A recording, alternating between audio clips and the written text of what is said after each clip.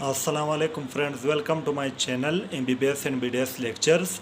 Today our topic is related to histology, identification points of liver for histology, practical and slide.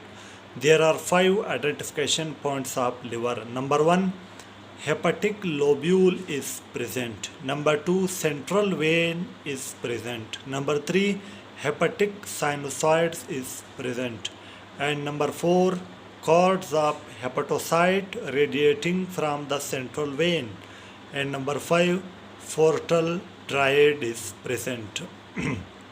These are the 5 identification points of liver for histology, practical and slide.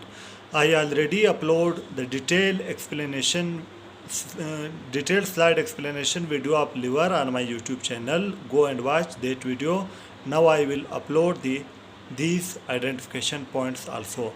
On my YouTube channel you can find general histology, special histology, slide, detailed explanation video and each slide identification points for practical and slide. If you like my videos, press the like button and share these videos with your friends. If you are new to my channel, subscribe my channel by pressing the red subscribe button and also press the bell icon to open the all notification for receiving my each new video notification. For watching my videos, I am very thankful to you. Thank you very much.